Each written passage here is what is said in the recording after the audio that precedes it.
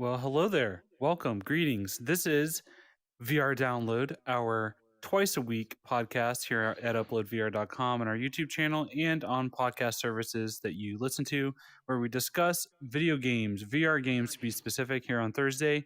And on Mondays, we record live our VR hardware show. But today is all about games. So I am David Jagno. I'm your host here at the VR Download.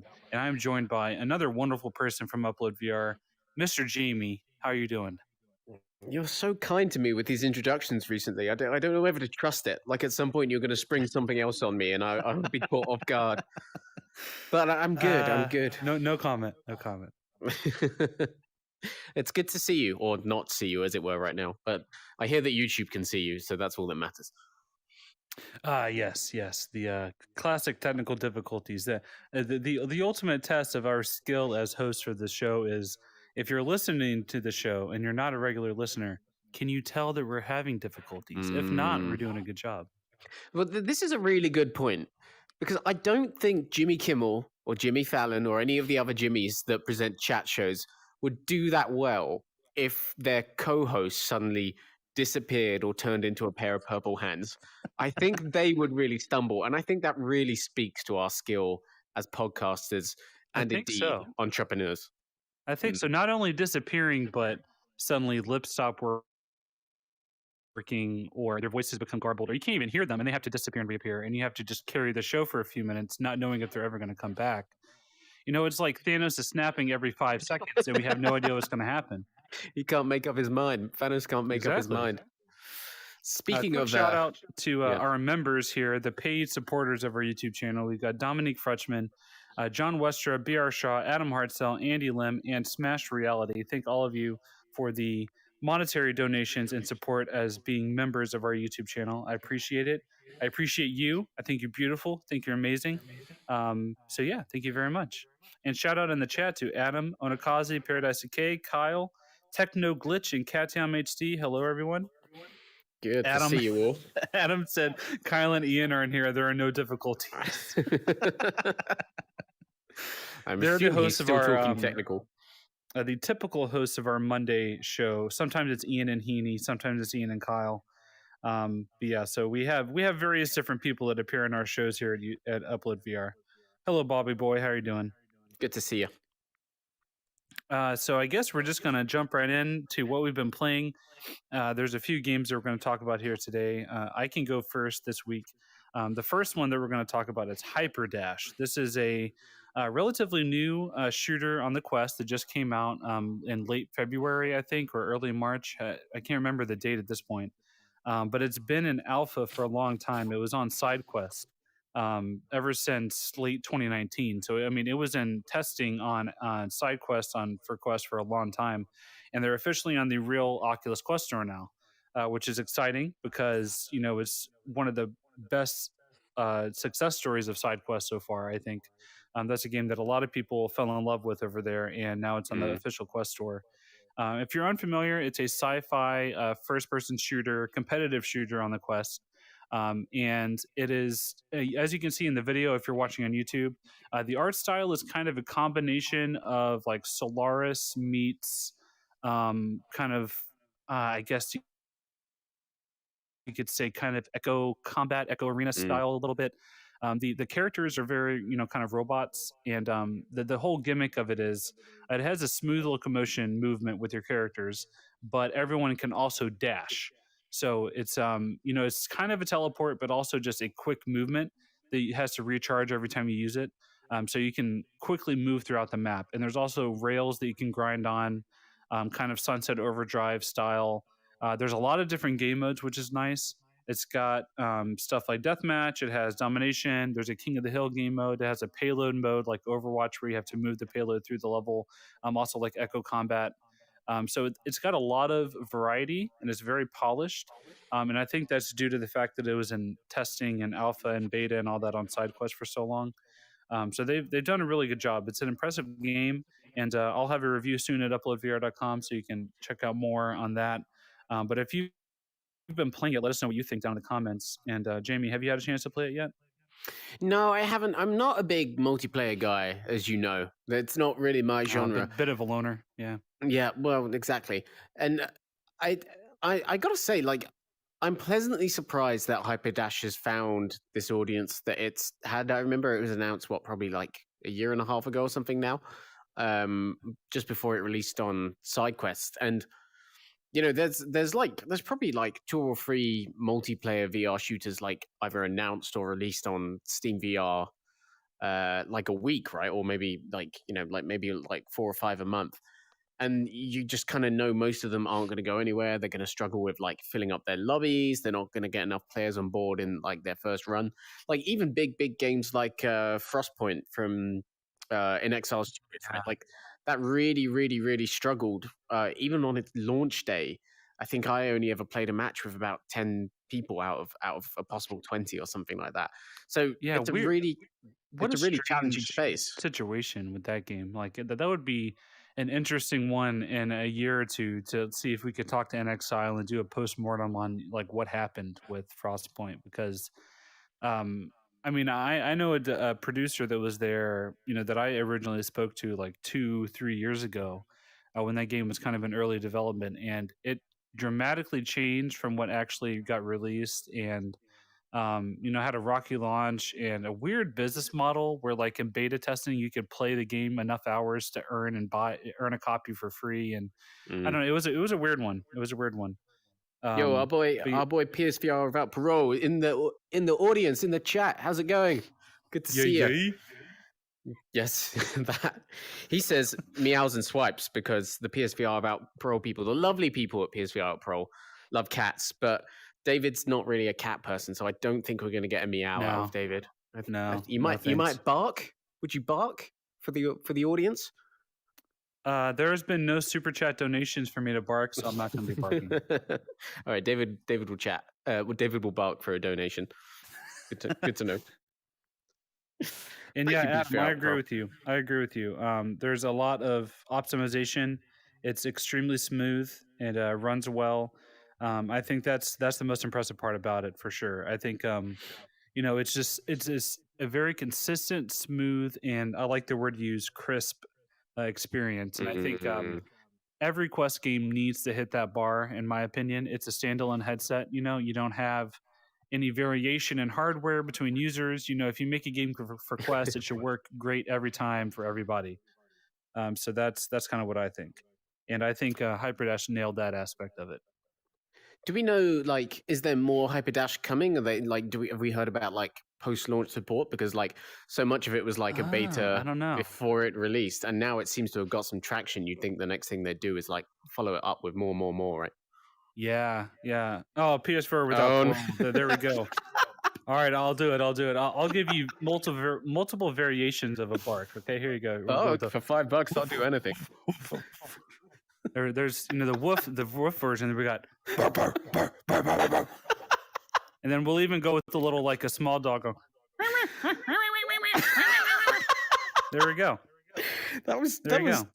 $15 worth of barking right there. I mean, He got his money's worth. I present great value. Like I really do. Well, clearly, I mean, and I Yeah. didn't know you were so learned and well taught in the diversity of barking out there, especially seeing as Not you're such a everyone corgi is. fan. Well, Not everyone clearly. is. Yeah. Wow. Paradise DK says, I'll buy that for $1. Oh, fantastic Yeah, but references. if the developers of Hyperdash ever see this, I think you should definitely look at what Echo Arena and Population One have done. Do a battle pass. Do something like seasonal. Give people something to look forward to, something to work towards, because you have a great foundation here, and I think they have the potential for this to become like one of the go-to games on Quest. And I think a battle pass type system would be the great way to do that, because then it would fund ongoing development. It would give people something to unlock over time. And yeah, so that's what I think you should do if you're listening. Yeah, that'd be cool. I'd love to see. It'd be cool to get like different game modes in there. Like the grinding on the rails is such a big thing for the game. It'd be cool to do like races and stuff like that as well, if that was possible at all. Yeah, there's a lot of potential for this one, and I'm always glad to see smaller indie devs succeed like these guys clearly are at the moment. Techno Glitch said you got my dog barking. And Smash Reality said, let's see what Upload VR is up to. I think 30 seconds before it loads, and I hear David barking. That's funny. Well, you're welcome, everybody. I'm Fantastic. glad that was entertaining for you. Um, yeah, so the next game that we're going to talk about today is not one that either of us have personally been playing, but it is our latest review at uploadvr.com by regular freelancer Gabriel Moss. He hasn't written for us in a while, but he has came back with another review. This is one that just came out today, I believe, or it is releasing today at some It came point out on 40 Quest. minutes ago, so it's There you out. go. Perfect. This Yeah. game is called Flow Weaver. It is an escape room game with a magical setting where you get to jump between different dimensions, essentially using like a time bending mechanic. And on paper, it sounds awesome. He was not a fan. Gave it a 2 out of 5. Mm, Um, so the problem with the game is that it's incredibly repetitive, and I guess you could kind of presume that from the based on the fact that you kind of just do different versions of the same room over and over. yeah. But there are ways that you could have made that more inventive, but I don't think it really landed for him. There's a lot of repetition. A lot of the puzzles are just not intuitive at all. It was a lot of just fumbling around, getting stuck and confused. Because with puzzle games, obviously, the most important thing with a puzzle game, and especially an escape room concept, is you need to have breadcrumbs and hints about how to solve the puzzle without requiring the user to do something that's doesn't make sense. Mm, Like that's I think a great example is Zelda is a series with a ton of puzzles, very puzzle heavy, but they do a great job of leading you to the solution without having to just trial and error over and over. So like another example is Myst. That's a very puzzle heavy series, but it's well known for being a game that rewards thinking outside the box. In this game, it seems like he didn't really find that to be the case. It was kind of very tedious, and it's only around 3 or 4 hours long. But so the fact that it felt super tedious and repetitive, given the short runtime, is pretty telling. yeah. But yeah, I mean, visually, it's impressive, right? I mean, he really liked the visuals, and I don't want to speak too much for him. So if you want to know more about what he thought, you can go to uploadvr.com, and our review is live on the site right now. Um, I it looks do cool. think I mean, I do visually, think that like tedious puzzle games are probably my biggest VR pet peeve, I think, because when I say this all the time, like when I get stuck in a puzzle game on TV, I get frustrated, but whatever, I can, walk away, get a glass of water or something like that, come back to it, like in a couple of minutes and approach it fresh.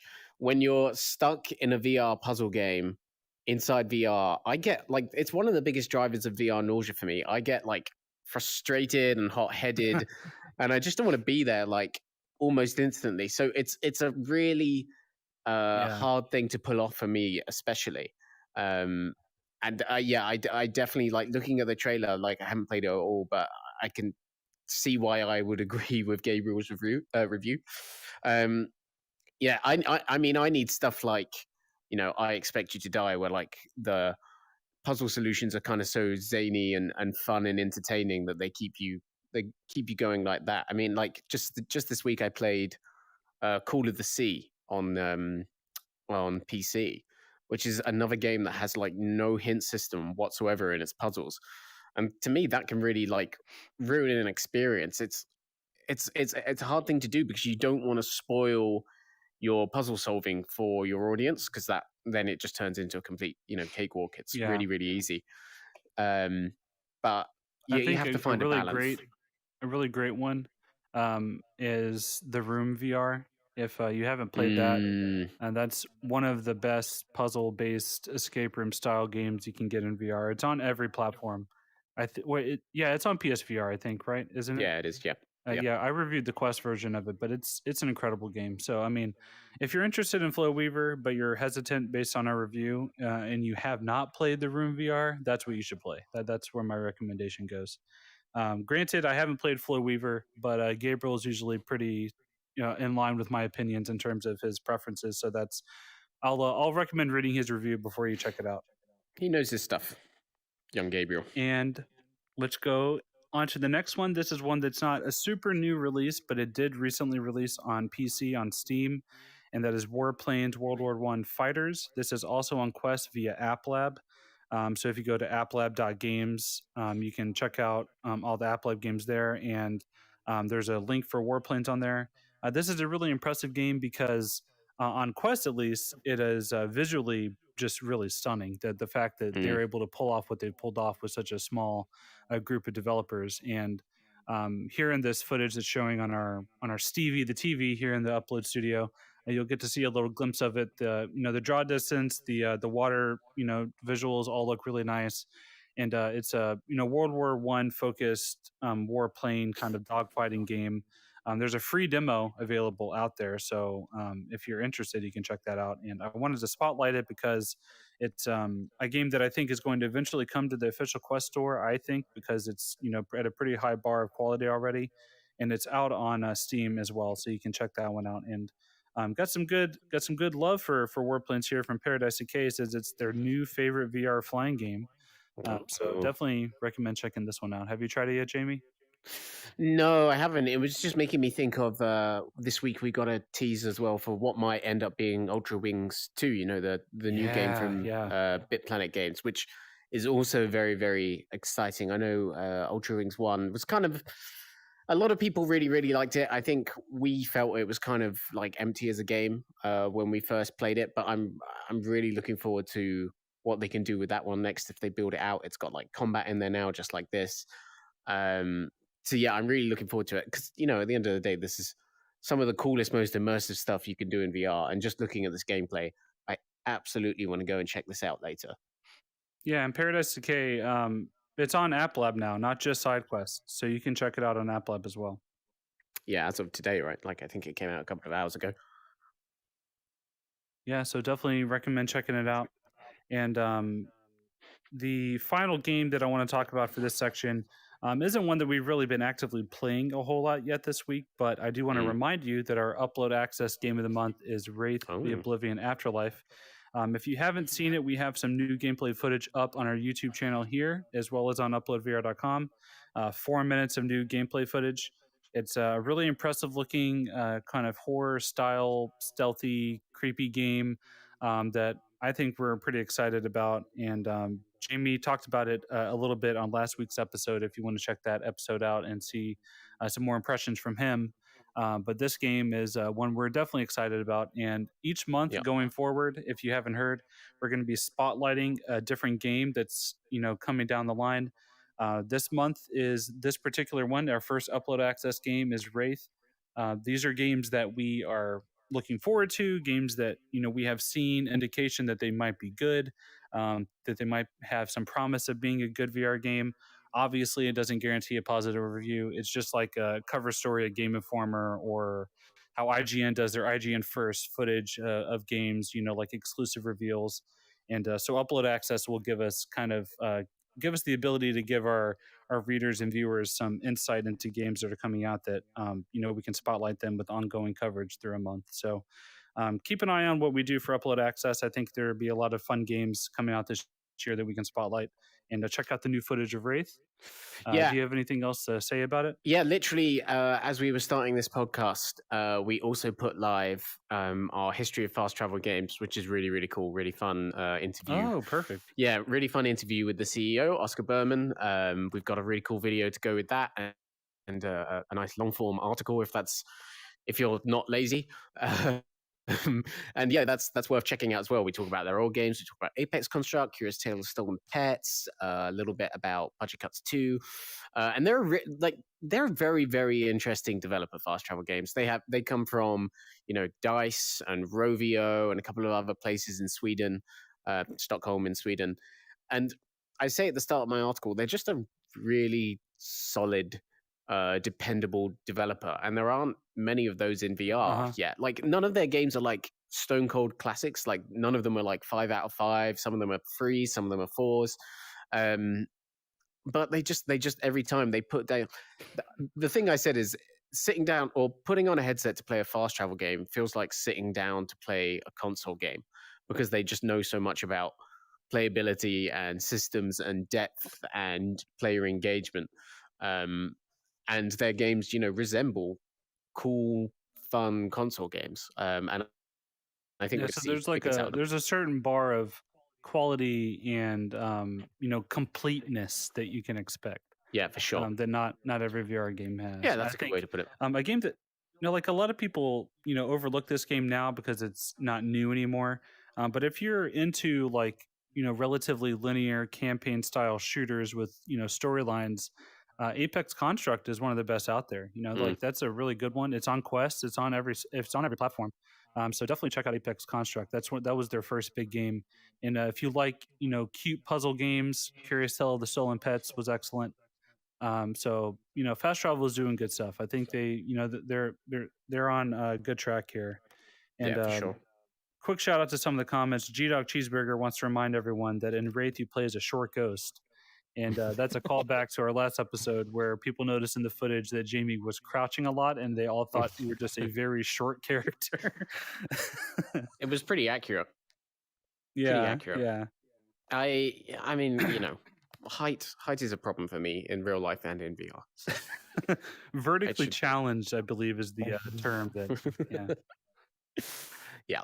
So yeah, that's coming up. We've got a few more things left to do with Wraith throughout the month, and then it's out on Cool. April 22nd. No, 20th. Because the other game that's out on 22nd is Mask Maker, but more about that later. Cool. Cool. Awesome.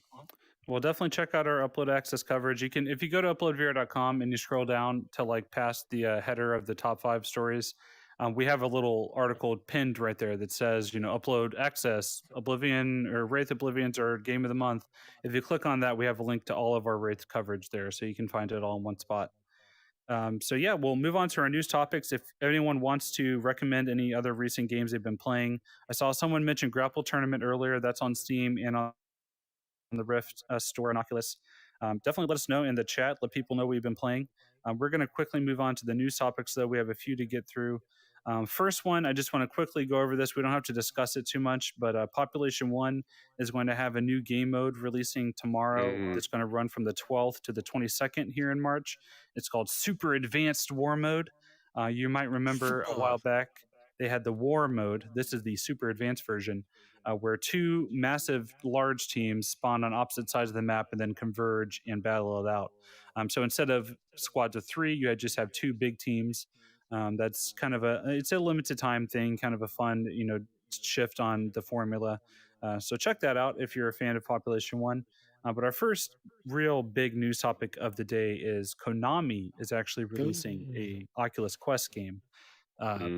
Yeah, so you might be thinking, oh, wait, we're gonna get a Metal Gear game, we're gonna get a Silent Hill game, we're gonna get, oh my god, there's so many possibilities.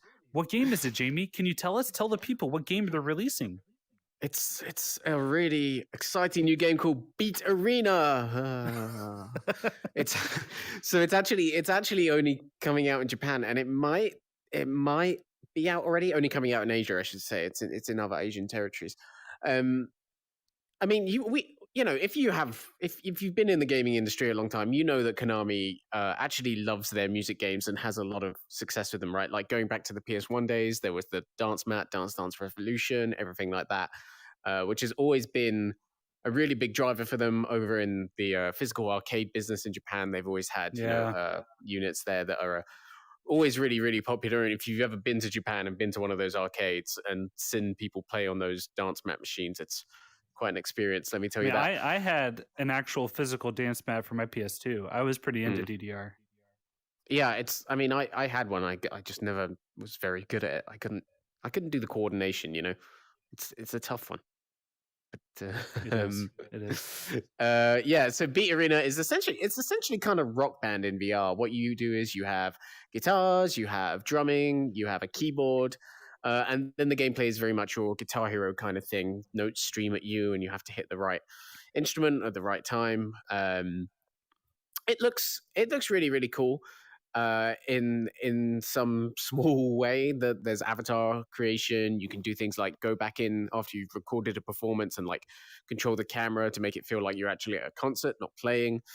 But I just think it's interesting on a couple of notes, because first of all, when Facebook launched Quest 2, they made like a very big thing out of the fact they were gonna come to Japan in force this time and get Japanese developers on board. And I actually think we're seeing them follow through with that. It's a shame these games are only releasing in Japan. I mean, Konami's in such a weird place.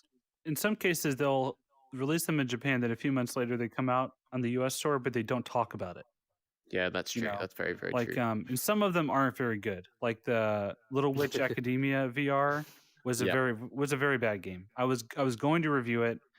I ended up hating it, and then other things came out that I decided to review instead. That happens from time to time, but it was just a racing game. Go in a straight line. It was so easy. You just fly around on your broom, go through wings. It was yeah. So I mean, I think a lot of these games are very simple. But one thing I will say is that um, I love this artwork. This is Yeah, fantastic. it's cool. Like It's cool. it's very recognizable, very identifiable. These characters look very unique, and the instruments look cool. So I mean, they've nailed the marketing material. It seems like a very Mm. marketable game. So I would be surprised if it doesn't do well. It looks interesting, and it's not just a Beat Saber clone. So I mean, it has that going for it. Yeah, exactly, and it also draws from music from their past, like all the other DDR games and stuff like that. So I think that will have a real big draw as well. I hope it's good, man. It's just interesting. Konami's obviously for the past few years now been in a very strange place as a publisher because they kind of fell out of favor of everyone over what happened with Metal Gear Solid 5 once when they fired Hideo Kojima, and obviously the Silent Hills game got cancelled as an extension of that. But yeah, so they're in a weird position, which kind of makes it really interesting that they're kind of dipping their toes into VR. I don't think we've seen many Konami games on console in the past few years, and now there's Right? this. Could we see more from Konami? I mean, probably not. I'm gonna guess. Can we cross our fingers in VR? Is that a thing? No, not yet. No, not yet. No, You that's can't not. cross You can fingers in kind of get there. VR. Sorry, Can get halfway there. Um, I can do like oh no. but I mean, at the same time, you never know, right? Like maybe Facebook approach Konami and saying, "Hey, we've got this. Maybe try this out. Maybe we can talk more in the future." They're doing that with Ubisoft. It would be a huge get to get Right. one of the Konami brands on board. I would love like a VR Castlevania game that was kind of in the style of Metroidvania. I think that would be so cool. Yes. But yeah, we'll just see. Yeah, it's not coming out here anytime soon, at least. So we should find out if there's a way for like our quests to access Japanese content. That probably involves setting up like a Japanese Facebook account or something, right? But that's an interesting I have idea. I no hadn't thought about idea. that. I have no idea. That's a great question. Interesting. I wonder if that's possible. We should look into Because that. on Xbox, I think you can go in and you can just change the region of your Microsoft account. You don't even have to make a new account. On PlayStation, you have to make a new account. On Switch, yeah, I think you have to make a new account. But since Yeah. it's all tied to Facebook, that's the tricky part. They don't want you to have a different identity. So I don't know. We'll have to look into that.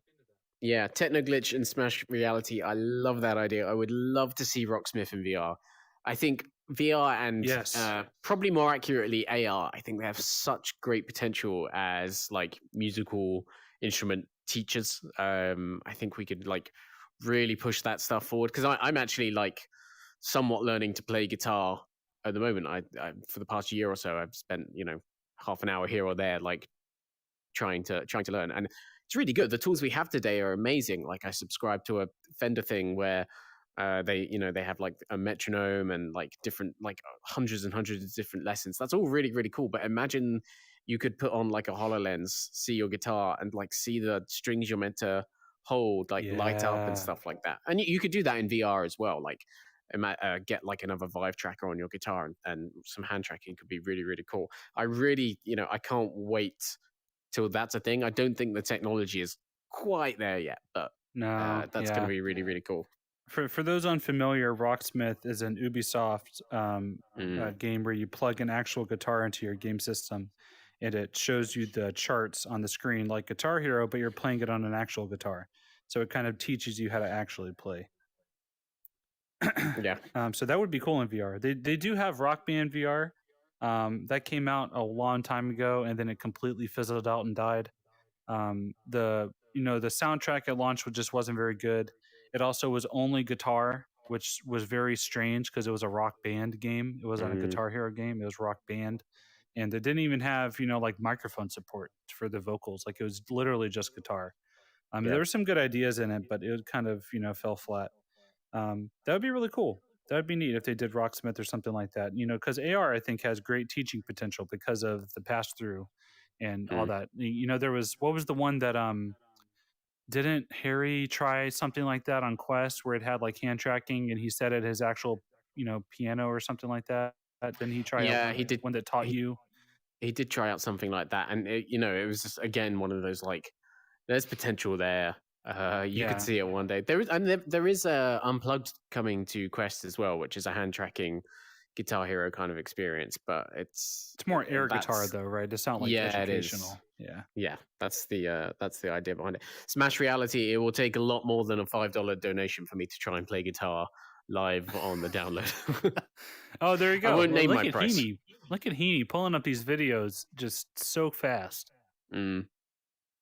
Yeah, it's cool, man. Like, there's so much potential here. This is going to be such an awesome, positive use of these technologies when it's ready, right? Like, because Rocksmith already is really, really good at the end of the day. Like, using that interactive element of a game is such a powerful thing. And plus, if I can earn trophies learning to play guitar, then that's just a dream, really.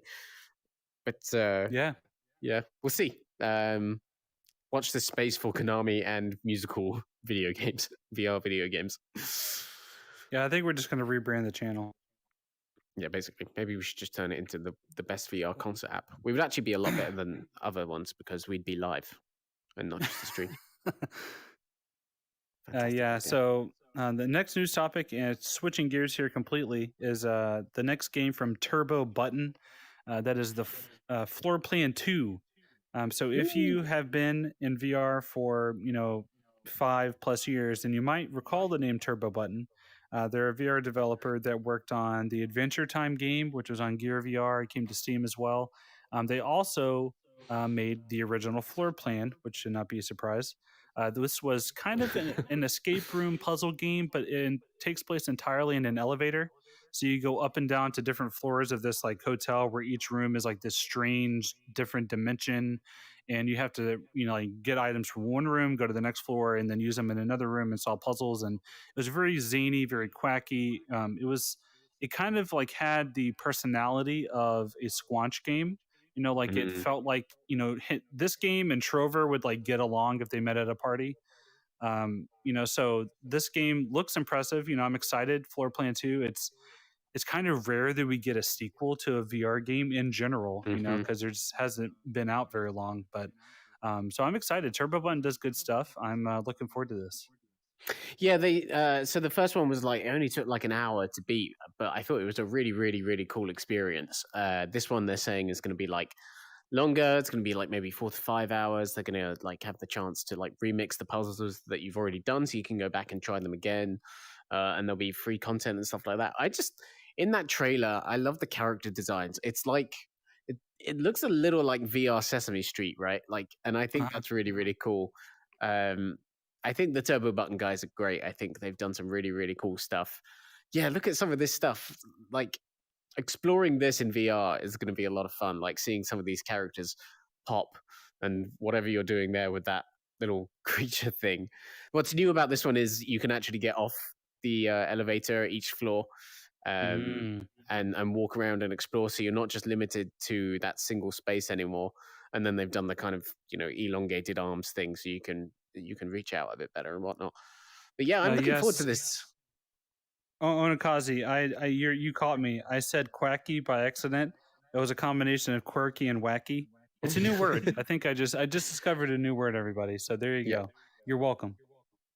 Stamp it. It's ours now. No one else can say it. We're patenting that word. This was a pleasant surprise. I'm looking forward to it. It's out April 1st. Not a joke. I can't wait for April 1st to be done. It's just the worst, man. Yeah, I haven't looked forward to that in the video game world in a very long time. You don't understand the pain of April 1st unless you're a journalist.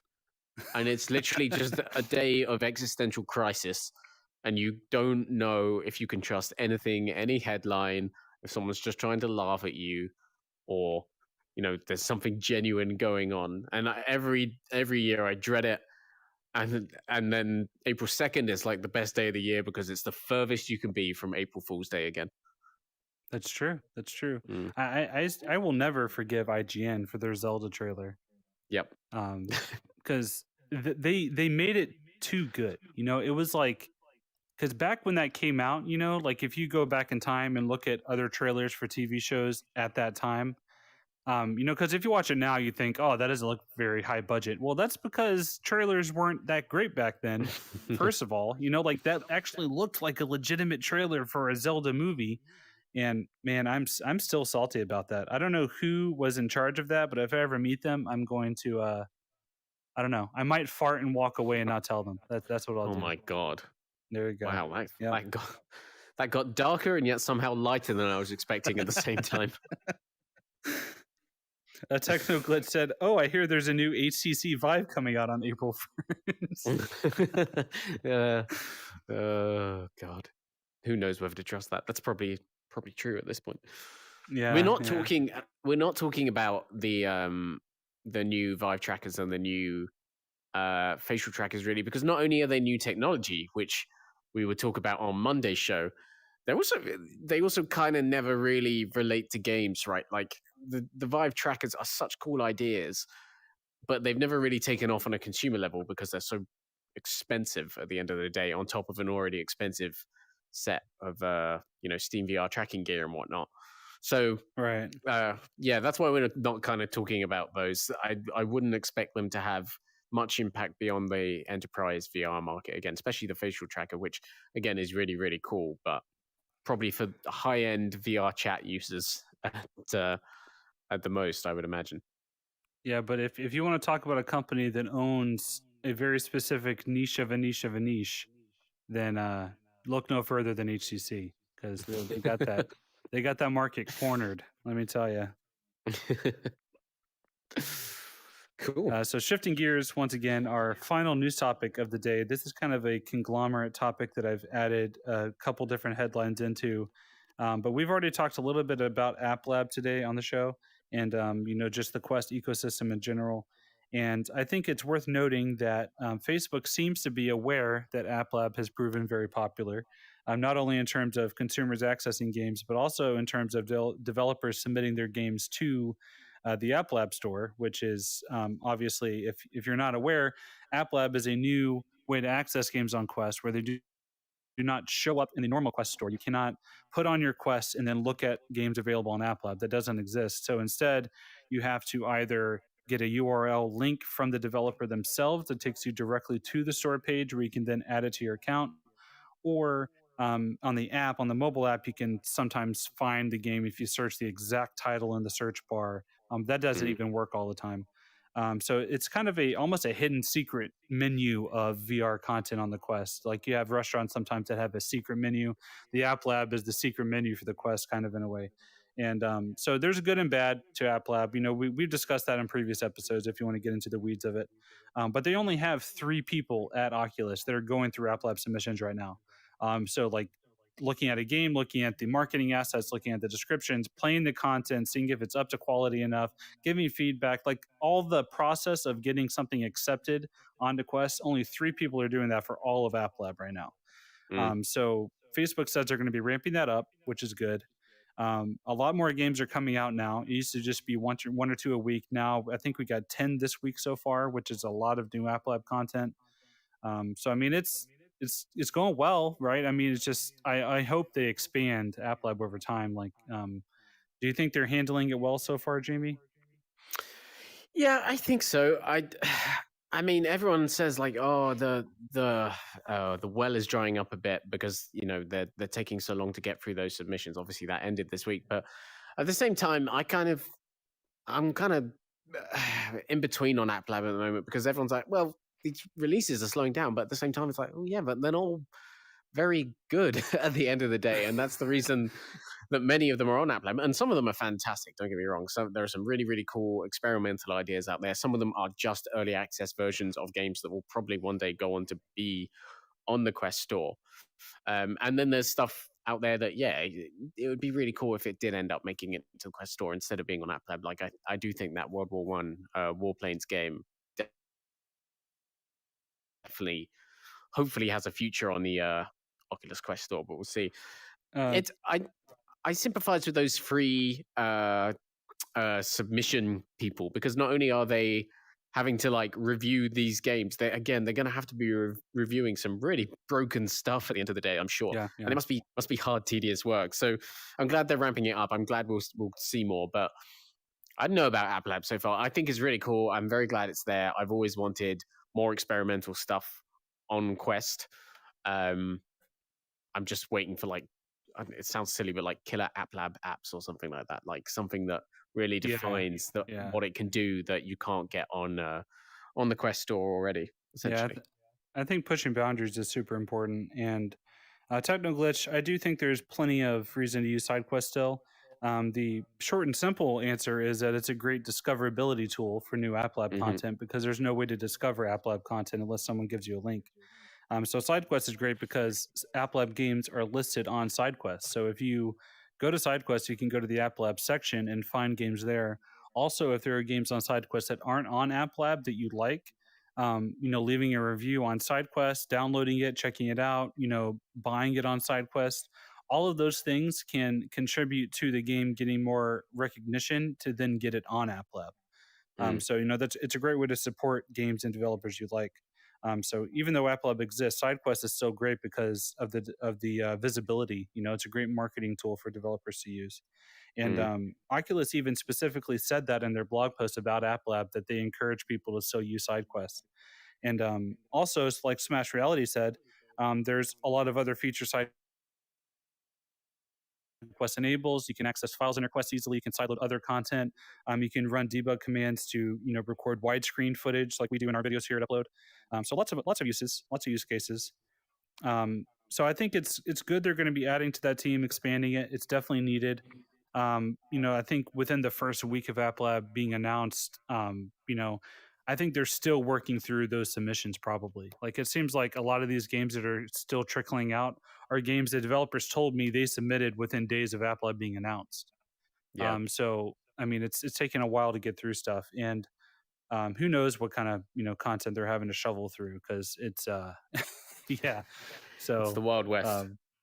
Yeah, exactly. And on a related note, we actually just published a story at uploadvr.com right before we went live here, that based on some new figures from Facebook in a recent interview, it sounds like around 17%, almost 20% of the company's employees now work on VR/AR at Facebook, which is a lot of people. That's a lot of people. I think what was it in the article that Ian said? I think 2 or 3 years ago, only around 5% of the company was working on AR VR, and the company was much smaller back then. It was only a few thousand people, but now the company is obviously huge. They have tens of thousands of employees, and 20% of those are working on VR AR. Which is a good sign. It shows their investment, their dedication to the medium, their excitement and eagerness for the industry to take off, and all that good stuff. And regardless of your opinions on Facebook as a company, I think it's a good sign for VR to show that kind of commitment to it. Will that include? I haven't read the article, so I don't know. Will that include Beat Games, Ready at Dawn, Sanzaru? That's got I'm to, sure right? it must, yeah. They're technically Facebook employees now. That must include them. And then there's like the internal strike team as well that put out those new hand tracking things on App Lab last week. That's if that includes that figure, that's very, very interesting. If not, then it's potentially even bigger, which is cool. And there you go. It's linked in the chat now if you want to check that out. Ian just published that shortly before we went live. And Smash Reality, Heaney can feel free to correct me in my ear right now if I am incorrect, but my understanding is the mouth tracking is from the Oculus Avatar SDK. That's not something he did himself at all. But I think he has improved the hand tracking. He's done some stuff to make this a little better, is what I understand. Heaney God's powers do have some limits. Yes, I do believe it's the SDK. Mean, do they, or is it him choosing to hold back? That's the question. I'll give Facebook this one. Yeah. Okay, it could be that. Look at all these happy Facebook employees. Look at Oh, that. he's Yeah, having a that's real good think, isn't he? the labs of reality at the Book of Faces. There you go. Yeah. Confirmation in the chat is Oculus Lip Sync SDK. He even linked to the developer page for it because he is fast with the fingers on the internet. There he goes. Thank you. Thank you very much. And do we have any other news topics that we want to cover before we get into our big discussion topic of the day? I don't think so. It's been kind of a slow week compared to other weeks this year, where like they announced PSVR 2 or launched App Labs and whatnot. Casually, just a normal week. The biggest news of the week was something that ended up not even being that exciting, and that was HTC teasing, So yeah, they'll talk about that more on Monday. If you're curious to know how Ian and Heaney / Kyle, whichever one joins, feels about that, then you can tune in on Monday. My opinion is they don't have games. I don't care. So that's how I feel. Ooh. Got claws. Let me see. Our big topic of the week is this is a news topic that we have manufactured ourselves to discuss. This is not based on anything. This is just a random thing that Jamie decided he wanted to do, and I think he did a great job. And that is our ranking from worst to best of every single PSVR exclusive game, all 31 PSVR exclusives ranked from worst to best. He went through and he spent hundreds of hours playing. No, I'm just kidding. But a lot of these games we had already reviewed. Many of them he reviewed himself already. So ranking them was more of a labor of love than anything. And if you want to check that out, it's live at uploadvr.com. It is a full ranking of every single PSVR exclusive. And I think your bottom barrel game was Eden Tomorrow. Is that correct? Yeah, which was surprising to me because when I went back and to make this list, I had to think about every PSVR exclusive in the past. Well, yeah, getting on for 5 years now, and I had to go through all our reviews. I was expecting to find something that was so ghastly and unforgotten that I would be surprised about. I think originally I thought Weeping Doll was going to be on there, but I think that ended up coming to Steam VR, and Weeping Doll is just garbage. It's about like 30 minutes, and I think all that happens in the entire game is like you walk upstairs, someone talks to you in a creepy voice, and then you walk back downstairs, and that's pretty much the end of the game. And it's like, how did this get on the PlayStation? Stop! I'm getting terrified already. But Eden Tomorrow. So yeah, I always kind of feel bad because I gave Eden Tomorrow a 4 out of 10. It's not dreadful. It's not the worst game ever. It's not, complete, like, compared to half the stuff on Steam VR, like if you're counting like all the shovelware that comes out, every 5 minutes, it's actually pretty good. What was that game, the Mega Rats that we played on VR Roulette that one time? Mega Rats, where I had no control of the camera whatsoever. I was just facing square down as my character was just randomly fired across an entire map. Well, what an excellent stream that was. That was an all-time great right there. That was a VR Roulette game through and through, that's for sure. Yeah, it was a shame. Robinson the Journey, the Crytek game, which is pretty good, quite nice looking, some fun puzzles, some good design. Eden Tomorrow is everything that game wasn't. It's boring, it's slow, there's really, really terrible, like, cheap, unfair jump scares. It just goes on and on and on. And to be, like, clear, like, some of these games that are down the bottom of the list, I don't take pleasure in saying they're bad. Like, I feel like this had a lot of really earnest expectations, and there were some really cool ideas in it, like, controlling that drone and going to see the alien wildlife in the planet. And, like, visually here, it looks quite nice. It's just, it's one of those games I just couldn't wait to be over, and it just went on and on and on. I think we've seen plenty of examples, throughout the history of mankind, that a good trailer does not make a good game. Yeah. And this is a great game that looks great in trailers. I think another excellent example was Seeking Dawn. That was a game that trailered very well. That's now a verb, by the way. So I think Adam has a good point. Mega Rats is now the game upon which all other VR games are measured. So you say you gave this 4 megarats out of 10. Is that how many megarats you Yeah, gave this one? essentially. Okay. But then, hang on, does that mean Megarats gets 10 out of 10, No, or does it megarats get is the 0? 1.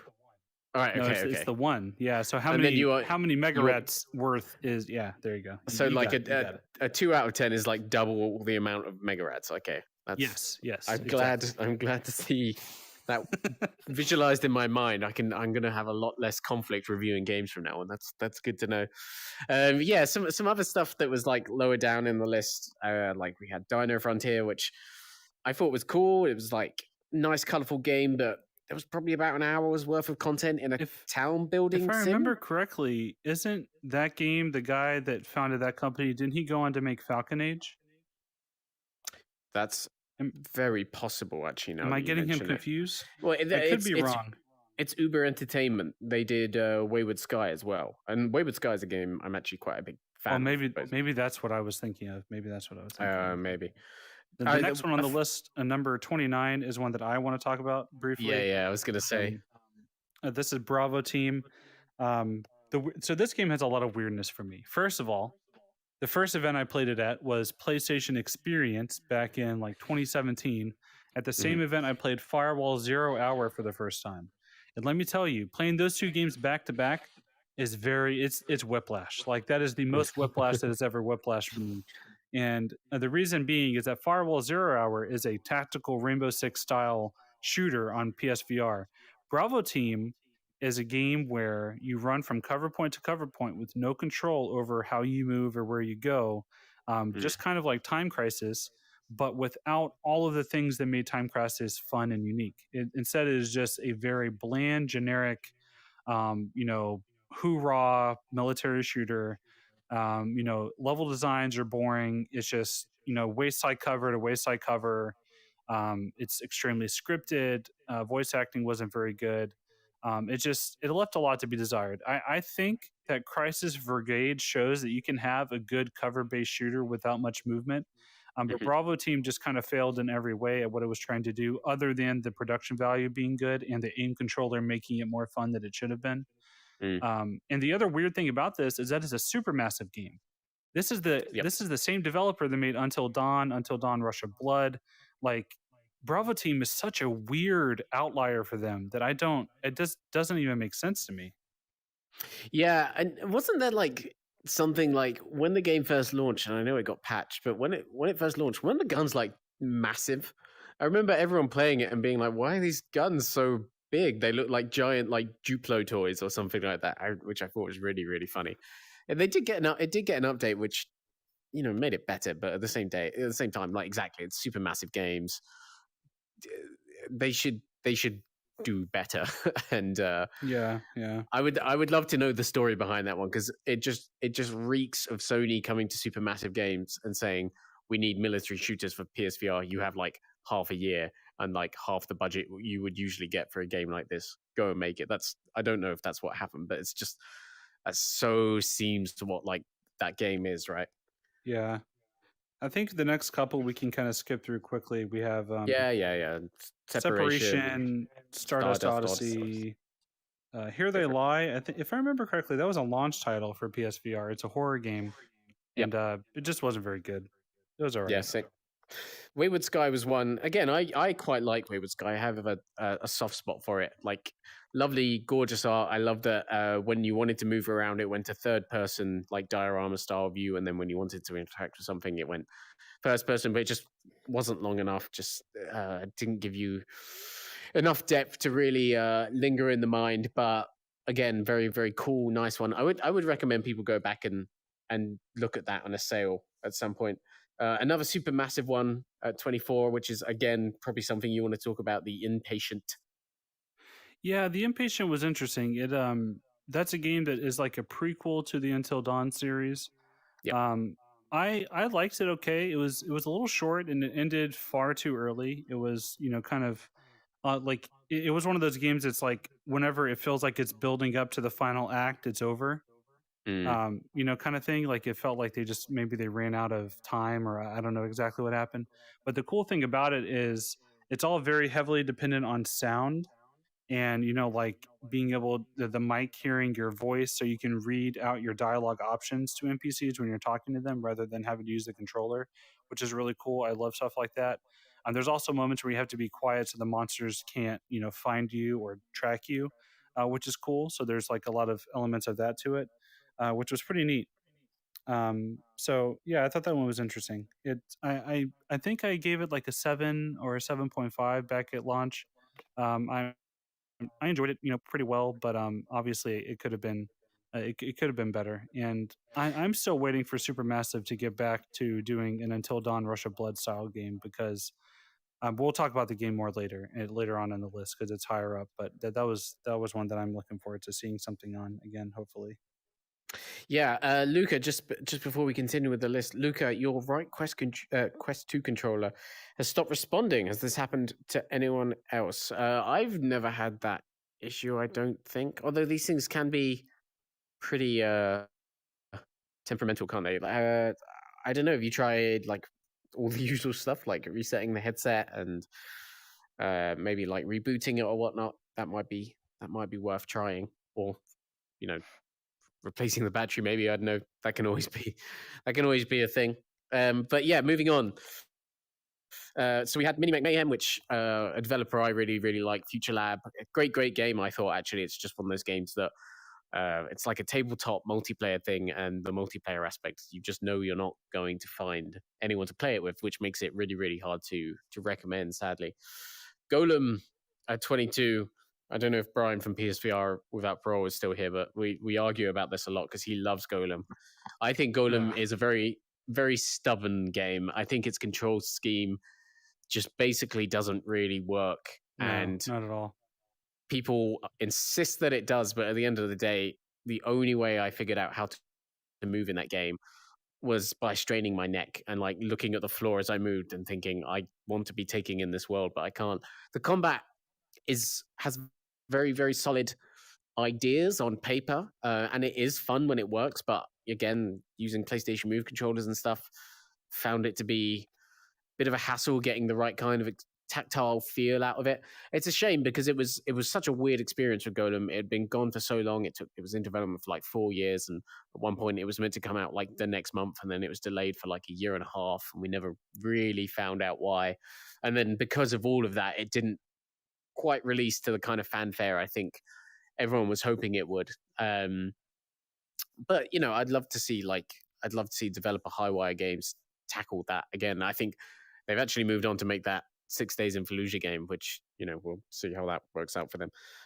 But after that, we've got PlayStation VR Worlds, which is again an interesting one because I think quite rightly at the time you reviewed it saying this is just a demo disc and it's not that interesting as a game, especially among the lineup on PSVR. I think the Yeah. interesting thing about PSVR Worlds is two of its experiences for sure have stood the test of time, right? And that is Ocean Descent and London Heist. Yeah, I like those. I thought the one where you lay on the board with the wheels and go down the hill was a fun like 10-minute thing. And personally, I really liked the one where you play Pong with your face. I can't remember what it's called. I think it was But Breakout. there's I think. yeah, well, it's kind of like that. Yeah, where there's like an enemy where you're going against them and you have to try to get the ball past them, and you Yeah. have to slam the ball with your face. And it was just so much fun. I think there was a lot of potential to expand on that idea. They never did, but I thought it was a cool one. But obviously, London Heist became Blood and Truth. So that's awesome. That's if that's the only thing that we got out of PSVR Worlds, it was still worth it. But Ocean Descent, like you said, that's another one that is to this day still one of the best first demos for VR I think that's out there.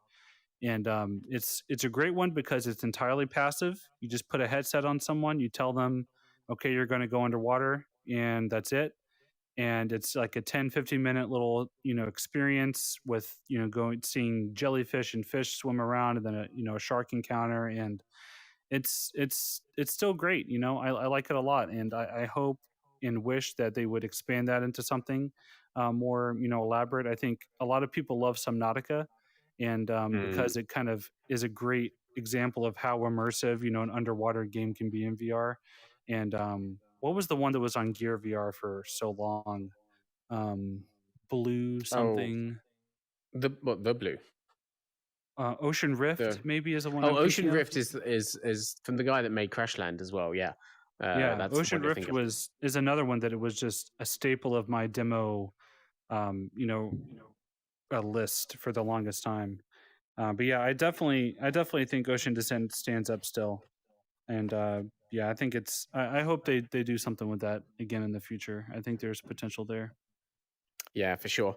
And moving on, we've got Tumble VR, which is another super massive game. They sure like making PSVR titles. Always thought that was cool. The stacking in that I thought was really really good. Very tactile, very literal demonstration of what you can do with VR and the space VR provides.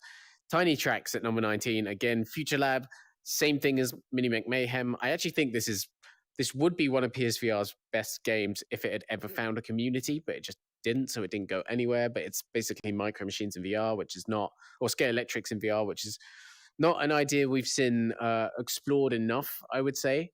Yeah, And yeah. that mechanically, this game was really really tough to like. It had a very steep learning curve at the start. If you've played any of Future Lab's other games, like the Velocity games, they're very good at making these mechanically intricate like shoot 'em ups and stuff like that. And they translated that here really, really well. It's just I think people wanted something a bit more accessible for the type of game it was. Uh,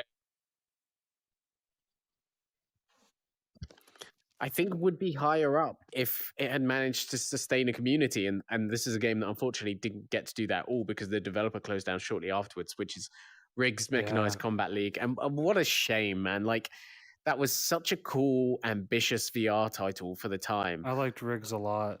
Yeah, it was. I would say it was probably my favorite game from the PSVR launch lineup. Maybe I had a few others I preferred, but it was.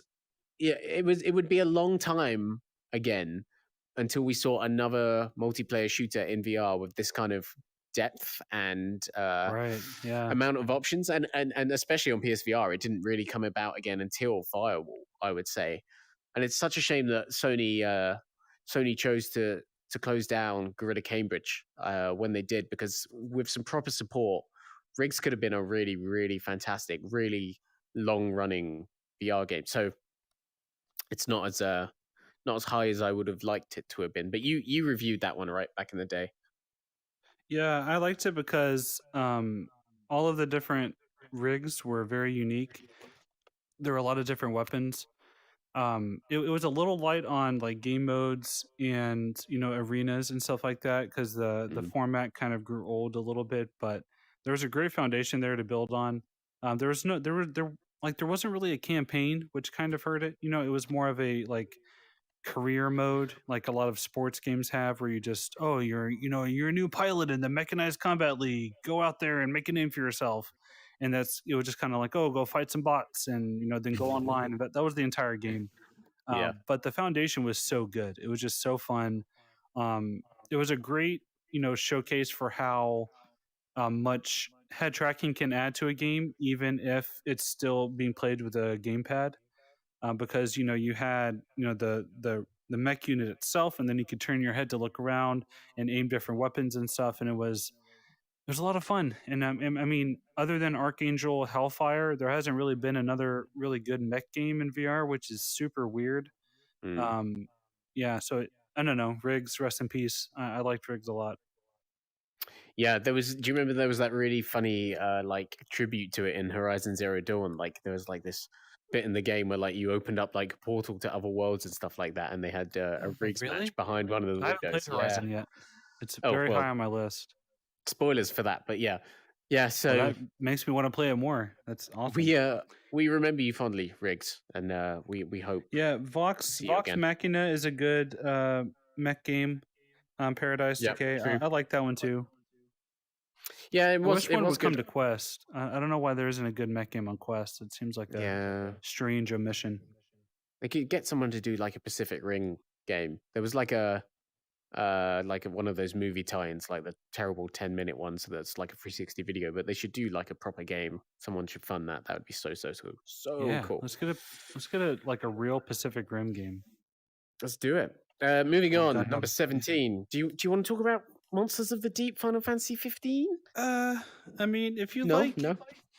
fishing, it's kind of fun, I guess. It's a fishing game with Final Fantasy characters. It's, I mean, there's like boss fights. It's kind of interesting, but yeah, I mean, there's not much to say about it. The fishing works well. It's fun. Mm. What about Table of Tales, The Crooked Crown at number 16? That I was, never I played it. mean, oh, okay. Well, then definitely not. Though, I mean, it had a really cool idea. The tabletop, like manifestation of VR stuff. Like dipping into reality, but then Yeah, also enhancing it with what VR could do. I was reading our review. Yeah, we said it was a very cool, but maybe kind of a bit shallow attempt at the genre. But yeah, it's one of those ones. Sony sometimes like gets involved with these games and funds these games that have such cool ideas, and the announcement gets quite a lot of hype, but then you just don't really hear about them again, and then they yeah, kind of yeah. just appear out of the blue. And this was definitely one of those. So I think that's a bit of a shame. We gave I gave number 15 to, I don't know. I've lost all confidence in how to pronounce this. I'm going to say Deracine, but I've heard people say Deracine. Delphine. Oh, you said Deracine, which is fantastic. I love that. I think I might just call it that from now on. Which I have again real soft spot for this game. This is a You liked From this a Software lot when game. it came out. Yeah, and everyone else seemed to hate it, which made me question myself. It's like it's from the developers of Dark Souls, but it is about as far away as you could get from Dark Souls. There's no Oh combat in the yeah. game. It's entirely story driven. Very like ye old English. You go to a boarding school. You're a fairy. All the nice, quaint little children want to play with you, and you have like a kind of Narnia style adventure, I guess you would say. I thought there was some really fun puzzles in this game. I really enjoyed interacting with the characters, especially towards the end. And it's a real oddity, like a real PSVR diamond in the rough. Like, seek it out if you have an interest in narrative VR experiences. I'm fond of Duracine. I hope to see it again one day. Um, Everybody's Golf VR 14. I feel like again that's kind of a game that like it should be higher, but it didn't quite grab you in the way that the actual like flat screen uh everybody's golf games do. I think that's probably a fair way to describe Yeah, that one. and there wasn't a ton of content either. I think that kind of hurt it a little bit. And Yeah. you know, the move controllers just aren't accurate enough, you know? Like it's just Yeah. the tech is so old at this point that I would love to play another golf game on PSVR that has this sort of, Japan charm, I guess you could say. But because like Walkabout works great on Quest. I love Walkabout mini golf. It's a lot of fun. Mm. But yeah, and I think this is a game where the platform held it back a little bit. Yeah, I hope they return to it and try it again. Well, I mean that it goes back to what we were talking about like a week or two ago about like the reorganization of Sony Japan. This is a Sony Japan game, if I'm not wrong. Um, and it's such a shame because you want Sony Japan to survive and be there to try this again on PSVR 2, but it doesn't. It sounds like we've probably seen the end of everybody's golf based on that news a couple of weeks ago, which is a real shame. Um, Yeah, Number 13, how we saw another really nice narrative VR game, another very obscure one, and we all know I'm a big fan of those. Same for Bound, Bound's an interesting one because there's a very interesting line in our review that is, if I were to score the 2D version of Bound, which is not a game but an experience where you control kind of a ballerina and go through these levels, and there's just some really incredible visual work, some amazing animation work going on with it. And they said in the review that if they scored the 2D version, which came out first, they would score it really low, but it was just brought to life in VR. And I think we actually gave it a 9 out of 10, so it's actually one of our highest rated PSVR exclusives. Definitely one that you should go and check out if you have the chance. Let's move on to the top 11 because we should definitely talk about Until Dawn: Rush of Blood, which is a game yeah, you're a big fan of. yeah. I think this game has it's gotten better with age. I kind of feel Yeah. like because um, it's a type of game that is still just completely unique. There's nothing else like it. which is not something I expected. When I played this game, I thought, oh wow, like I'm in a roller coaster, so it takes me through a linear level, but it's also a horror game and it's a Mhm. shooter. Now I thought like this makes perfect sense. I'm seated, I'm in a minecart that's moving, but I'm grounded with the roller coaster around me, and I've got this incredible, horror driven narrative that's being unfolded in front of me with like really good voice acting, great story. I thought that was going to be a type of game that we would see a lot of, and it just didn't happen. Mm. I loved it. I thought it was so much fun. This is one of the only VR games that the entirety of my playthrough took place over the course of a single night. I was so hooked on it, and my wife sat there with me the entire. Well, at that time, I think she wasn't even my fiance yet. She sat there with me the entire time and just watched me play through the whole thing. She was completely just enraptured with it, just watching it on the screen and enjoying all the jump scares and watching me jump and get scared. And there were a few times where she would jump before I jumped, and it made me scared. And it's just such a great game. Like it's so much fun. I think it's around, if I remember correctly, around 5 or 6 hours long. So it's not super super long, but it's got a good chunk of content in it. There's some good difficulty near the end. The entire game takes place on that one track. Some of the levels are replayable because you can choose different paths. Like you can choose which way the track goes, so there's a little bit of replayability there. Lots of hidden collectibles you can shoot. Yeah, a lot of fun. It's a good one.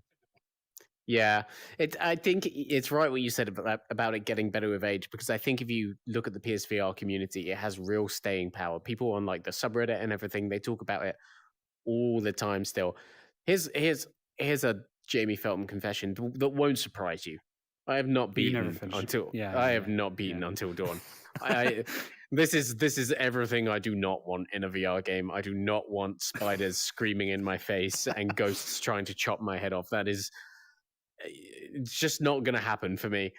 But I have tremendous respect for what they did, and I think of all of them, this is the one that has me wanting Supermassive to come back for PSVR 2 for sure. Do you think And we are far enough removed from this game's launch and Until Dawn's launch for me to talk a little spoiler talk a little bit?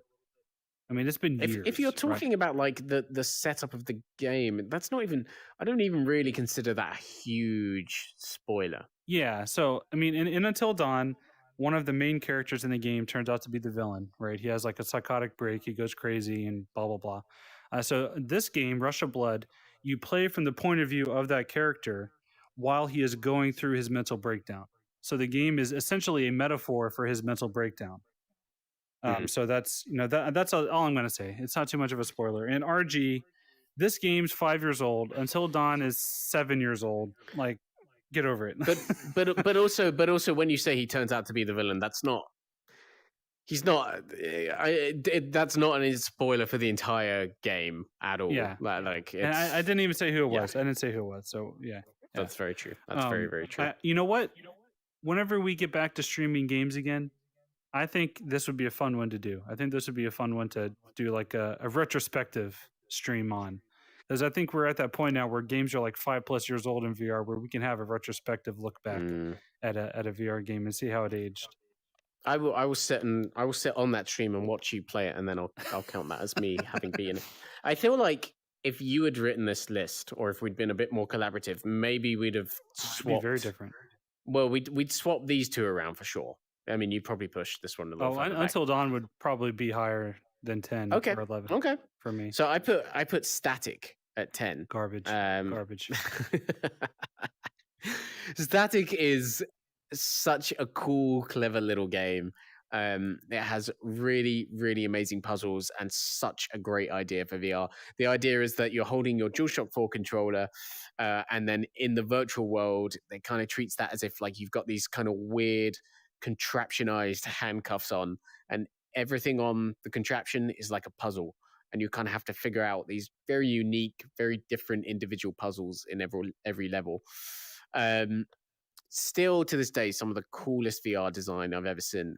It's a shame the game is so short, but it has a really fun, interesting, ambiguous story, which is something I'm always a really, really big fan of. It has that kind of Portal 2, Portal 1 kind of level of mystery to it.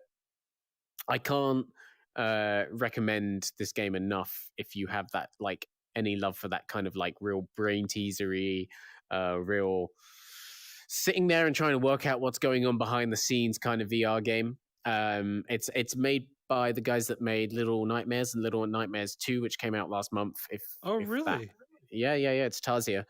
Um, yeah, and so that's a studio that knows how to get in your head. Um, Yeah, yeah. and and this is definitely a game that knows Cool. how to get in your head. Number 9, Far Point. Interesting choice, I think. Uh, you Farpoint is a strange game to talk about because I think we were saying this in the podcast the other week, right?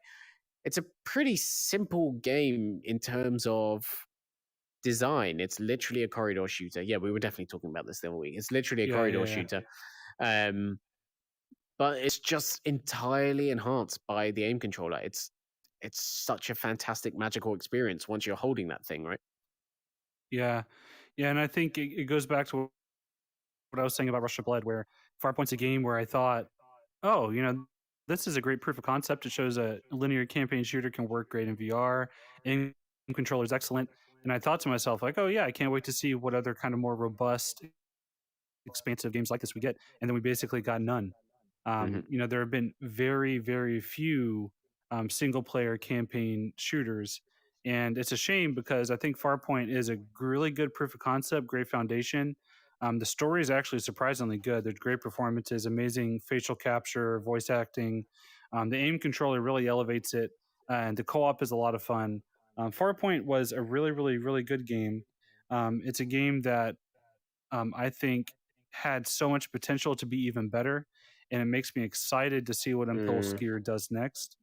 They said their next game comes out this year. They didn't say platforms yet, so I'm excited to see what they're going to be working on next because I think Farpoint was such a great debut for them. Comparatively speaking, especially. So I'm excited. Yeah, for sure. I mean, the only other game that's coming out soon is Doom 3, which Hmm. might redeem the aim controller. I mean, there's another game obviously we're going to talk about in a second that will also redeem it. But before we get to that, there's at number 8 Iron Man VR, which I Yeah. love Iron Man VR. I love it, love it, love it. I think it is such a better game than what a lot of people give it credit for. I think it really suffered technically, which for very understandable reasons impacted a lot of people's reviews. But I think if you look at the combat in that game, I think it's so well done. I think it has genuine depth and a very considered approach that you really have to think about your each and every movement when you're going to activate your repulsors, when you're going to blast off and fly away, and there's real danger to it. Like it's a superhero game and it's a very empowering game, but it also straddles the line very, very well with that sense of danger Uh huh. and keeping yourself alive. And also, I forget until I watched this trailer, but just did a great job with its story as well. I thought personally, Camouflage love telling stories. That's Yeah. that they As have. Go for it. Sorry, I was just gonna say, as someone that all of their knowledge about Tony Stark and Iron Man comes from the MCU, I really liked the story a lot. I had not heard of a lot of these characters. I had not seen a lot of this type of storytelling from an Iron Man story. It's a very personal, introspective story about Tony Stark, and I thought it was really good. Like Mm, it's one of those games where it's like you have to tap into that childlike wonder of kind of just complete suspension of disbelief and get into the mindset of like I'm going to be Iron Man, like I want to feel like Iron Man. And that's kind of where the magic of this game is, because if you get hung up on getting frustrated because you can't turn around very much because of the wire on the PSVR, or if you get frustrated at the controller tracking too much, you have to just get past that and accept it, that the hardware is the limitation. But once you get past that, I think the content in this game is actually really good, and it's a very fun game. And I thought they did a good job with the flight mechanics, the combat, all that stuff was really well done. I liked it a lot.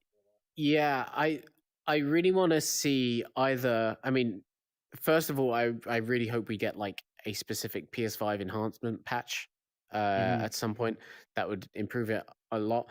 But moving on to PSVR 2, if backwards compatibility isn't a thing or whatever, I really hope we get a remastered version of this because I would love to play Uh-huh. it with instant loads and Yeah. the Oh, tracking not struggling as much. It would be genuinely incredible. yeah. If you're So unfamiliar with this game, by the way, load times on a PS4 Pro in between levels literally would 2 to 3 minutes was common. yeah, it was. Sitting there staring at a loading bar for that long in a VR headset is painful. And then you add in the fact that it loads before and after every mission. Mm, You're adding 15 to 20 minutes of playtime to your, to the playthrough of the game just from loading. It was awful. And even on PS5, like with improved, load times, it was still over a minute long. So yeah, definitely. yeah, moving on to number 7. It is Firewall Zero Hour, a game that I believe still burns bright in your heart. You've always been a big Firewall fan. Yeah, I liked it a lot. I Oh. haven't played it in a while, so I don't know if the community is still as active as it used to be, but I have it on good authority that the game sold incredibly well, and that was a big reason why they were able to support it for so long. Mm, It's an online only game, really, other than the training mode. It was the first really successful online only multiplayer game in VR, I think, other than some of the outliers on PC like Onward and Pavlov. But for PSVR, it's definitely an outlier. There's no other game like it on PSVR. Alvo's still coming out, and that has promise. But Firewall was a groundbreaking game. I think in a lot of ways. I think it paved the way for a lot of stuff that we've seen since. And Solaris is good. I like Solaris from First Contact, but I personally hope they're working on a new shooter for PSVR 2 because I think mm. they could really just blow the lid off of it because this is another game where the aim controller really elevated it, but the hardware itself held it back. And I'm excited to see what they do next for sure. Yeah, it's some of these games we've talked about a lot recently, and that's definitely Firewall. I do hope we see Firewall too, for sure, though. Um, but yeah, so number 6 is Hitman 3, which is very recent, the most recent one. I suspect at some point we'll probably have to take this off the list because I wouldn't be surprised to see a PC version at some point later down the line or something like that. Yeah. Um, Hitman, they just did a really good job with Hitman 3. I think everyone really doubted it moving into it when we knew the move controller support wasn't going to be there. But I think they did a really, really good job with the DualShock 4 controls. And from a technical perspective, from a content perspective, from the amount of content that you get at the end of the day, it's just amazing, man. Like all 3 Hitman games inside PSVR. And not only like did they pull it off and it works, it's actually just a very, very different experience in VR. I've been finding as I've been going back. I mean, I played it all the way through in PSVR for our review, and now because the levels are so open and diverse, I've been going back on flat screen and playing in different ways. And it's just an entirely different experience in VR. It's a harder game in VR for sure. You're more accident prone in VR, but then there's kind of a weird charm to that I find, and Yeah. that it's I don't know it's a obviously more personal game in VR, and I think I prefer playing it there that way than I do in on a flat screen. And again, really hope we see like once PSVR 2's out, I really hope we see an official patch that means you get to play with the new headset uh, on the PS5 version of the game because lots more to be done there, and I hope it's just the start for IO as well. I hope their James Bond game has VR support. I hope whatever they're doing next Yeah. with Hitman has VR support. I hope they've seen a good reaction to it because I think they did a really really good job with it. Yeah, who was it that Speaking, said? I think it was Harry brought up the point that all their games are based on the same engine and they're all very yep, iterative. They build on top of what they did in the previous game. So now yep. that they have VR support in there and they went back and added it to all three, I would imagine whatever they work on next will have VR support. Fingers crossed. It seems like that's how their engine is designed, is to be iterative and advance forward. So hopefully that's what they do. Yeah, for sure. I mean, it's still a resource thing, isn't it? You still have to design those worlds Yeah, to yeah. work in VR. So, but I'm hopeful. I think it will. Now Um, we're getting into the top five on our list of the mm, best PSVR exclusives. Some of these we've talked about recently, so we might not spend as long on them. But number 5 is Dreams. This is one that is only so high on this list because you made the list. So why don't you go ahead and you talk about How this one? dare you? Dreams is incredible. Dreams is such a cool creation. I've been trying to like start dabbling with learning Unity, and I'm terrible at it. Terrible. I can't do it at all. But with Dreams, I sat for, I don't know, like an hour, maybe 2, and I could start to make the basic shell of a game with it. And that's me. I'm very bad at Look out, linking these things everybody. together Jamie in my thinks he's head. a game developer now. I am a game developer, and I am very professional and very, very much an expert from now on. So you can expect me to join Kyle in the leagues of knowing what I'm talking about in this every developer problem. Anyway, yeah, the VR integration in Dreams is not the smoothest, which I know is why you are not a fan. We did that infamous Halloween stream where you turned it on for the first time and realized you'd have to play for about an hour and a half before you could even access the VR content, which is not the best onboarding experience for sure. Well, what a stupid decision. That was so dumb. Yeah, but at the end of the day, Dreams is a game where the proof is going to be in the pudding with what the community makes, and the stuff they've made is really, really incredible. There's some really, really cool shooters on there now. There's some really cool racing games. There's stuff that people have spent so much time trying to make like authentic fan games that it's the best kind of like in some senses it's the best, I don't know, like Batman experience you can have in VR, or the best, superhero experience or Nintendo experience you can have in VR. My issue with it, and this is something that Smash Reality is alluding to, is that this isn't a thing that you would buy a headset for, that there isn't like a definitive experience on Dreams that you can get. It's more like in my mind, it's almost like a step back because it's incentivizing creation of experimental demos rather than complete experiences. Would you contend that analysis at all? I mean, it's quite interesting you say that, because it's just made me like call back to earlier in the podcast and think, well, it's kind of PSVR's app lab in a way, right? Like they have some kind of comparisons there. And while I know what you mean, and I respect that, and yeah, you're right. There's not a killer app. There's not something that is so incredibly good or so much better than any like $60 game that you have to go and buy the game for it. But at the same time, people that make stuff in Dreams aren't like constrained to the same kind of like, I don't know, like comfort restrictions and things like that lots of other VR developers are. You can just go and make the craziest stuff in Dreams at the end of the day. And if you have an idea that's really, really cool, you don't then have to, build a like $25 game around it that's going to take you 2 years to get up and running. You can go and start laying the foundation for that idea and then start getting people to test it on the platform pretty much that day if you know your way around it.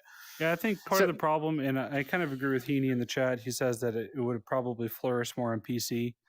But also I think part of the problem for me is my brain just doesn't really work that way. I'm not a creative person. That's part of the reason I never spent much time with Little Big Planet. I would play through the story and that was about it. I just didn't really care much. I haven't played Super Mario Maker for the same reason. Yeah.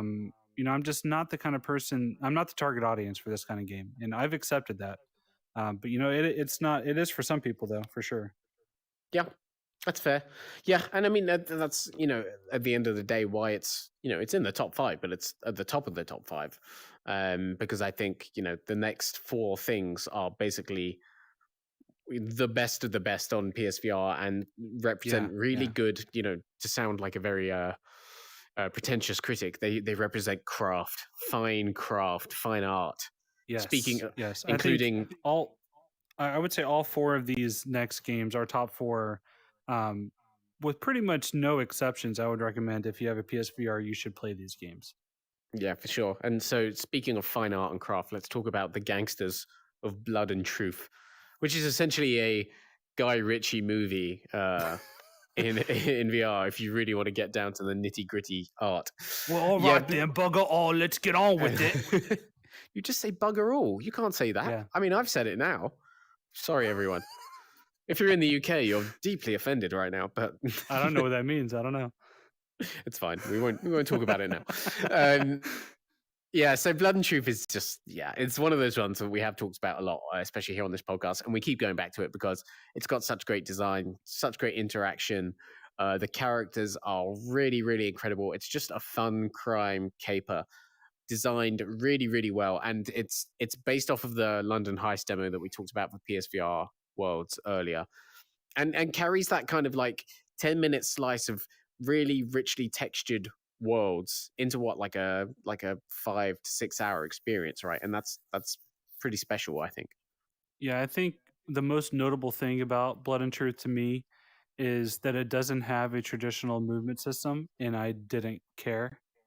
Hmm. It's the polar opposite of Bravo Team, where I felt like its movement system completely bottlenecked the experience. But in Blood and Truth, it was actually liberating that I didn't have to move around and get fussed with the PlayStation Move controller. Instead, it was just cover point to cover point.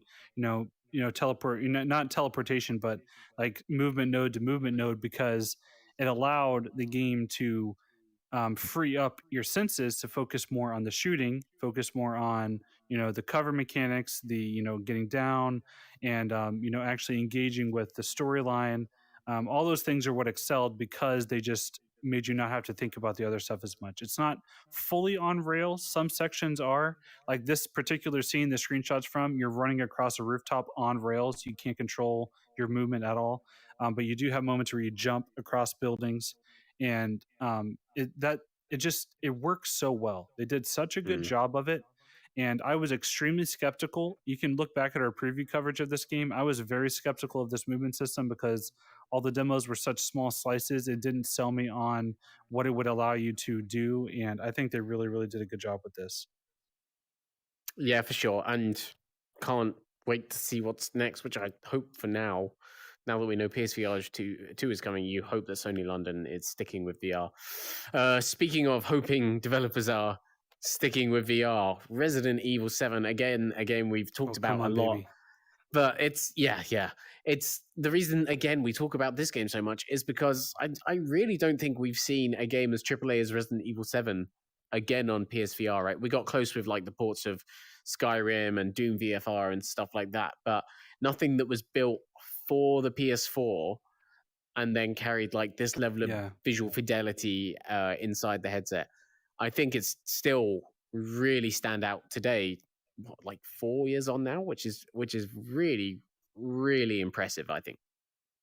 Yeah. Yeah. I mean, actually, it's 5 years, right? It came Oh, out in, no, 4 years. You're right. Sorry. I yeah, can't early math. 2022, yeah. This is where I write words. I don't, calculate numbers. It's good timing because we actually just published a retrospective on this game at uploadvr.com from a freelancer, Kieran Harris, where he looked back at what made it so effective and successful at being scary. And Mm, fingers crossed. Like, I've never crossed my fingers so hard for a game to get VR support before than I am for Resident Evil 8 Village, because Resident Evil 7 is my favorite horror game of all time, mm, personally.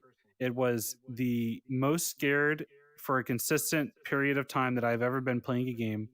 And I played it entirely in VR over the course of a single weekend, like 11 hours.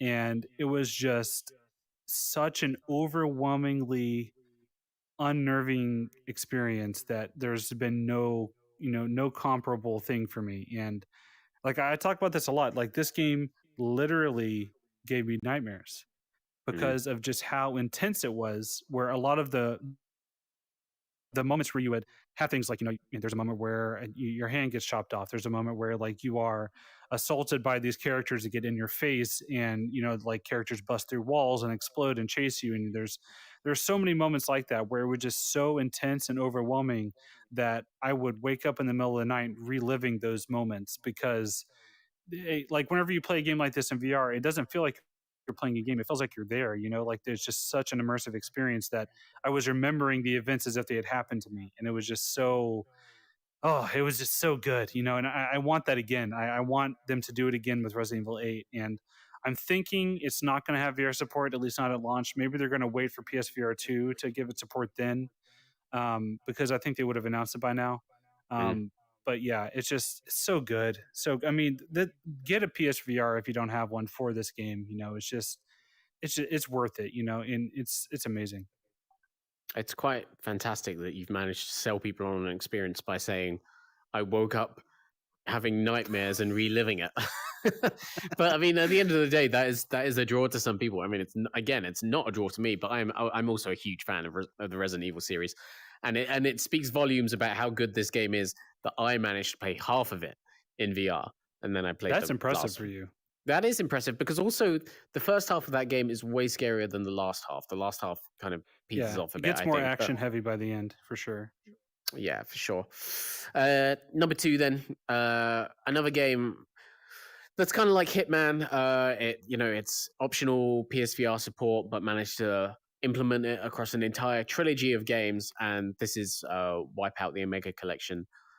I still think this is one of, if not the most immersive experiences I've had in VR. Sitting in the cockpit of, these kind of iconic vehicles now. Wipeout's been around for a really, really long time. It's been around since the early PS1 days. And when you played it in those days on PS1, you thought, you hoped, you dreamed one day VR might be a thing, and you'd really feel like you were there. And this is entirely that experience that you dreamed of having back in the 90s. The sense of speed, like throwing yourself around in the vehicle, it can be a little nauseous, but I mean, it's kind of like one of those ones you can get away with it, because at the end of the day, it would be that nauseous. There's some good comfort options too, though. You can customize how intrusive the cockpit is. You can have it be like tunnel vision around you. You can get rid of the cockpit entirely. You have a lot of options for that, which is good. And the UI design is just so fantastic, and there's just so much content that it's not like one of those games where you get like a 5-minute really deep immersive experience and then kind of it's like that on repeat, or like the immersion wears off. Every race I have in this, I'm just consistently amazed by it. And again, I know we're ending every section on this, but I just can't wait to see if I can play this in a better headset, because that will be so cool and so powerful. And hopefully a brand new one at some point. The developer doesn't exist anymore, but the bones of them are out there in other studios like Firesprite, which we know is working on another VR title. So maybe we'll see. Quick comment for Smash Reality. If you're looking for a similar game on PC, I highly, highly recommend Redout. Redout. That's a good one. It's a very, very similar game. Very good. Definitely recommend that one. Yeah, that is a great shout. So moving on to the number 1 spot, the best PSVR exclusive by uploadvr.com, Astrobot Rescue Mission, which is also the best PSVR game if you look at our list of the top 25 PSVR games. I feel like my love of Astrobot was it was rejuvenated once more with the launch of the PS5 and Astro's Playroom, which that was a very affirming moment, I think, because everyone finally got to see why everyone was raving about Rescue Mission, because Playroom just had the exact same amount of creativity and was just a lovely experience. And people now are like, oh yeah, I want more of Playroom. It's like, yeah, it's here. This is every bit the inventive delight that game was. And not just in the sense that, oh yeah, it's a game that could also work on a 2D screen. No way could Astrobot work on a 2D screen. It's specifically built for VR, and it has so many fantastic ideas with the DualShock 4, which is crazy, right? You'd think it like a game this innovative would have to have hand controllers, but no, it uses the tracking in the DualShock 4 really, really well. Almost every level has a really, really cool new idea to it, right? Can we quickly talk about the fact that our top 3 favorite PSVR exclusives are all gamepad games? Yeah, you're right. Yeah. Weird. Top four. Which was 4, I forget. Wait, no, top 3. No, top 4 is Blood and Truth, yeah. Yeah, top 3, yeah. Yeah, that's a very interesting point at the end of the day. It comes down to one of those things where I think when you're talking about games specifically, so much of hand interaction in VR, which is the future and is the way you should think about interacting with VR at the end of the day. So much of it is still to be solved, whereas we've got the gamepad down. So you're still getting that kind of immediate responsive enjoyment out of gamepad games with those button inputs and stuff. Whereas we're Yeah. only just starting to see kind of all of that work out with stuff like Boneworks and Half Hmm. Life and The Walking Dead.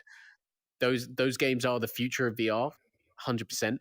But especially on PSVR, where like the move controllers, a lot of the time end up actually kind of hindering an experience just as much as they do helping them. That is not the case with the DualShock 4, unless again you're playing something like Farpoint, in which case they're garbage. But Yeah, I think um, I think the familiarity is a big factor, but I yeah, think also in Astrobot, there's evidence here that the DualShock is a tracked controller. Still, yep, you still have interactivity in a way that you wouldn't get on an Xbox controller on PC or a gamepad on a Quest. The DualShock 4 does have a light bar, and you can still interact with the world. And so I think that elevates it above just being a normal gamepad because there is still some interactivity that way. And then in the case of Resident Evil and Wipeout, those games are just excellent, excellent, excellent, top tier experiences in their genres. And so adapting that into VR and maintaining what makes them excellent is all that you needed to do. Like hmm if you had been able to add Walking Dead style VR motion controls to Resident Evil 7, sure, it would have been even better, but it's still great as a gamepad game. And I think there's a lot of great gamepad based VR games still. Like I think there's a lot of examples of that. So yeah, I think we have a good list. I think we pretty much nailed it. I think we ranked all 31, and I think it's a good list. yeah, for sure. And again, it just the thing I always say about PSVR is yes, it's the weakest technically of all the VR headsets out there right now, but for my money, it still has the best library. And I think the top 10 specifically, and I'll stretch that to 11 and say Until Dawn as well, is such a strong list of content that absolutely justifies a purchase. Yeah, Um, yeah, but yeah, and so that's what excites me most about PSVR 2 at the end of the day is Sony ramping up that ecosystem again that's been kind of dormant for a little while now, and seeing what they can do once it's all revamped again next year, hopefully. yeah. Yeah, that was it was a great breakdown, great discussion. Hope you guys enjoyed listening to us discuss all 31 of the PSVR exclusives. This episode has ended up being one of our longer ones, which is not a bad thing. Hopefully, you guys had fun hanging out with us today. And Yeah, for sure. thank you. Shout out to everyone in chat, the Sacred Grove, Widgen, Paradise Decay, Techno Glitch, Smash Reality. Thank you, everyone, for hanging out with us. And obviously, appreciate all the support. And every Thursday, we record our gaming focused VR download episodes here on YouTube. You can tune in at 10:30 a.m. Pacific. If you don't tune in live, that's fine too. You can check us out on Spotify, Google Podcasts, Apple Podcasts, all those different places as well. Obviously, check uploadvr.com for the latest VR news, reviews, interviews, and more. And our YouTube channel for all of our latest gameplay and interviews and other video features of upcoming games. Make sure you tune in to our upload access coverage of Wraith The Oblivion Afterlife throughout the rest of March. We're going to have a lot of exclusive details on that game. And on Monday at 1:30 p.m. Pacific, or 1 p.m. Pacific, I'm sorry, 1 p.m. Pacific, you can watch the hardware-focused version of our VR download show, where we talk about all the latest in VR tech and hardware rather than games like we do on this show. So thank you, everyone, for tuning in. I appreciate the support. Thank you to our members once again. Thank you for all the support, all the love, all the comments, all the views, all the good stuff. Thank you guys. Hope you have a wonderful rest of your day and a good weekend. And we will see you all again in the future. I'm making a butterfly. Goodbye.